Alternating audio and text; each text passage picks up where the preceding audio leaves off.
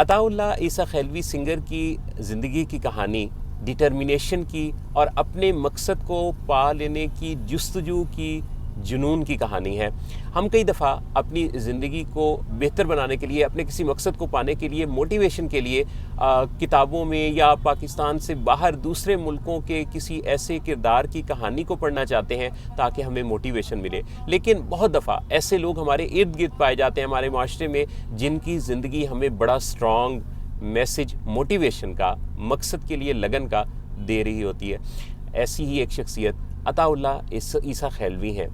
वो बचपन से ही सिंगर बनना चाहते थे, गुलकार बनना चाहते थे और उनके पूरे ख़ानदान को, ख़ास तौर पे उनके वालिद को ये बात सख्त नापसंद थी। वो सब कहते थे कि ये तुम मिरासियों वाला काम क्यों करना चाहते हो, ये तुम्हें हम इजाज़त नहीं दे सकते। उनके फादर की आटे की चक्की थी जो कि एक मशीन थी जिस पर वो ख़ुद भी काम करते थे और अताउल्लाह ईसा खैलवी को भी वही काम वो करवाना चाहते थे। इसके लिए बहुत दफ़ा ये होता कि अताउल्लाह अपने दोस्तों के साथ निकल जाते। वो जिस इलाके में ईसा खैल में रहते हैं वो पहाड़ियों के दामन में एक वादी है, तो वो दूर जंगल में जाके अपने कुछ दोस्तों के साथ बैठ के गाने गाते। जब ये बात घर वालों को पता चलती तो घर आते ही उनके फादर की तरफ से एक ज़ोरदार किस्म की मार कुटाई से उनका इस्तकबाल होता। यहाँ तक कहा जाता है कि उनकी वालदा जब उन्हें छुड़ाना चाहती तो उनके साथ भी उनके वालिद का जो रवैया था वो अच्छा नहीं होता था, कई दफ़ा उन पर भी हाथ उठाते। ये सब बातें ऑन रिकॉर्ड मौजूद हैं, आप उनके इंटरव्यूज़ में सुनेंगे, जानेंगे तो ये आपको पता चलेगा। फिर क्या हुआ कि अताउल्लाह ईसा खैलवी घर छोड़ने पर मजबूर हो गए। वो घर छोड़ कर चले गए और उन्होंने कराची में जाके काम किया, लाहौर में काम किया, रावलपिंडी में काम किया। सवाल ये पैदा होता है कि काम क्या किया। वो जब लाहौर पहुँचे तो यहाँ उन्होंने एक रेस्टोरेंट पर वेटर का काम किया। उन्हें गाने का इस कदर शौक़ था कि उस रेस्टोरेंट पर चूँकि रात में म्यूज़िक की एक महफ़िल होती थी तो इस वजह से वो वहाँ उन्होंने जॉब की और उस रेस्टोरेंट के सामने मलिका तरन्नुम नूरजहाँ का घर था। तो उनको शौक़ था क्योंकि वो बहुत बड़ी सिंगर थी तो वो उन्हें देखना चाहते थे, उनसे मिलना चाहते थे। तो 3 साल तक अताउल्लाह ईसा खैलवी बताते हैं कि वो उस रेस्टोरेंट के सामने मलिका तरन्नुम नूरजहाँ के घर के नज़दीक उस बेंच पर 3 साल तक वो रात को इंतज़ार करते कि कब मैडम नूरजहाँ आएँ या जाएँ और वो उन्हें देखें या मिलें। इसके अलावा उन्होंने ट्रक चलाया। ये रिकॉर्ड पर है कि वो कहते हैं कि मैंने ट्रक ड्राइवर और ट्रक ड्राइवर में भी जो उनको असिस्ट करते हैं ना, वो वाला रोल अताउल्लाह ने किया। साल हर साल उनकी कमाई का ज़रिया ये रहा। उन्होंने रिक्शा भी चलाया। लेकिन वो कहते हैं कि इस सारे कामों के दौरान मैंने जो सीखने की मेरी जो लगन थी, मैं शौक़ से नहीं हटा। मुझे मेरे अंदर जो एक गाने के साथ जो मेरा एक जुनून था वो कायम रहा। फिर जब वो दोस्तों के साथ जाते थे और गाते थे तो ऐसे कुछ लोग बीच में से उनकी आवाज़ टेप रिकॉर्डर पर रिकॉर्ड कर लेते थे। तो एक ऐसी ही कैसेट जिसमें ऊंची नीची आवाज़ में ऐसे बड़ी कमज़ोर सी रिकॉर्डिंग थी, वो रहमत ग्रामोफोन कंपनी जो फैसलाबाद की है उनके ऑनर चौधरी रहमत तक पहुंची। वो उससे बड़े इम्प्रेस हुए क्योंकि बात जो दिल से निकलती है, असर रखती है। उनकी बात गुलकारी में तासीर बहुत थी, दिल से गा रहे होते थे। मोहब्बत की नाकामी भी पीछे थी क्योंकि वो अपनी एक कज़न के साथ मोहब्बत के रिश्ते में मुब्तला हो गए थे अताउल्लाह ईसा खैलवी। और कहते हैं कि उन्हीं की मोहब्बत ने उनके अंदर ये एक जो तड़प थी ये पैदा की। उस ज़माने का कल्चर ये था कि अपने कज़न्स के घर भी जाने के लिए उनसे कोई मिलने मुलाकात या राब्तों का कोई ज़रिया आजकल के दौर की तरह तो था नहीं, ना कोई मोबाइल, ना मुलाकातें, ना कोई गेट टुगेदर।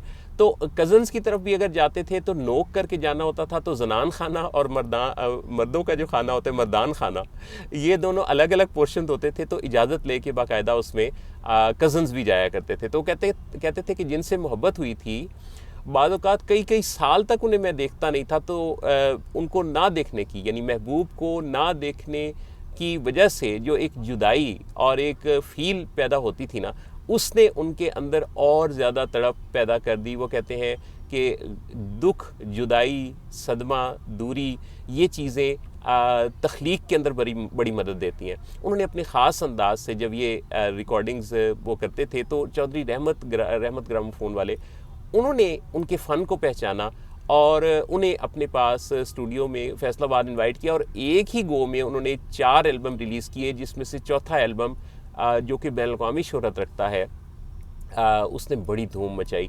ये वही ज़माना है जिसके आगे पीछे किसी वक्त उनको एक कोई ताल्लुक़ वास्ते वाले साहब थे उनके इलाके के, वो स्पॉन्सर किया करते थे नीलाम घर शो, तारिक अज़ीज़ शो। तो उन्होंने इनकी सिफारिश की और अताउल्लाह ईसा खैलवी को वहाँ एक 3 मिनट का गाना गाने का मौका मिला, उससे भी इनको काफ़ी शोहरत मिली। फिर रेडियो पर एक आध दफ़ा गाने का मौका मिला। यूँ आहिस्ता आहिस्ता होते होते अताउल्लाह खान ईसा खैलवी, जिनके ऊपर ये पाबंदी भी थी ख़ानदान की तरफ से कि वो अपने नाम के साथ न्याजी नहीं लिखेंगे, क्योंकि वो कहते थे कि न्याजी ख़ानदान ये इजाज़त नहीं दे सकता कि हमारा कोई लड़का इस काम में पड़े। चुनाचे उनके नाम के साथ हमेशा अताउल्लाह ईसा खैलवी वो लिखते रहे और उन्होंने 7 मुख्तलिफ़ ज़बानों में 50,000 से ज़ायद गीत गाए। और अताउल्लाह ईसा खैलवी ये मैसेज देते हैं कि जब कोई लगन, कोई जुस्तजू होती है, ये जो मोहब्बत की नाकामी होती है, ये जो तड़प होती है, ये आपको, आपकी जुस्तजू को बरकरार रखती है, आपको चलाती है, ज़िंदगी में आगे बढ़ाती है। ख़वातीन व हज़रात, अगर हम अपनी ज़िंदगी का कोई मकसद रखें, कोई भी मकसद हो, अगर हम उसे अचीव करना चाहते हैं तो हमारे अंदर इस तरह की तड़प होनी चाहिए। हालात कुछ भी हो, मामलात कुछ भी हो, मैं ये नहीं कह रहा कि इसके लिए को घर छोड़ देना रिकमेंडेड नहीं है, वालिदैन से उलझना या लड़ना या ये कोई ज़रूरी नहीं है, लेकिन अगर नामसाइद हालात भी हों तो अगर आप अच्छे तरीके से, बामकसद तरीके से, डिसेंट वे में अपने गोल को याद रखें, कोशिशें जारी रखें और बेहतरीन जिद्दोजहद के साथ अपने मकसद की तरफ गामज़न रहें, तो कोई वजह ही नहीं है कि आप कामयाब ना हो पाएँ। इसमें जैसे इनकी ज़िंदगी से ये सबक मिला कि हालात कुछ भी हों, आपको अना को आड़े नहीं आने देना। ये नहीं देखना कि काम किस तरह का करना है आमदनी के लिए। जैसे ये ग्रेजुएट थे तो ट्रक ड्राइवर या रिक्शा ड्राइवर या वेटर के तौर पे काम करना, उन्हें ये कोई मायूब नहीं लगा। उनका मकसद उसके पीछे वाज़े था उन पर। अपनी ज़िंदगी के वाज़े मकसद का तयन करना, उसके लिए रात दिन एक करना, जिद्दोजहद करना और फिर उसे जब तक वो अचीव ना हो जाए, आपके अंदर सेटिस्फेक्शन का ना आना आपको बड़ी से बड़ी मंजिल से हमकिनार कर सकता है। मेरी दिली दुआ है कि आपकी ज़िंदगी का जो मकसद है, आपका जो मिशन है, अल्लाह आपको उस मिशन में कामयाब करे। एक अच्छे मकसद, बेहतरीन मकसद, इंसानों की ज़िंदगी को बेहतर बनाने के किसी मकसद को चुनिए, उसके लिए अपनी सलाहियतों को पहचानिए। हर इंसान को अल्लाह ताला ने ऐसी सलाहियतों से नवाज रखा होता है। आप भी एक मुकम्मल बेहतरीन ज़बरदस्त इंसान है, आपके पास भी ऐसा ज़बरदस्त वसाइल का जो ख़जाना है वो मौजूद है। सो अपनी ज़िंदगी को बामकसद बनाने के लिए तहैया कीजिए, जुट जाइए और फिर उसे पाने तक, जब तक वो आप पा न लें तब तक चैन से मत बैठिए। अल्लाह आपकी ज़िंदगी के हर लम्हे को चैन, सुकून, इत्मीनान से भर दे और आप खुशहाल रहें। अल्लाह आप सबका हामी नासिर हो।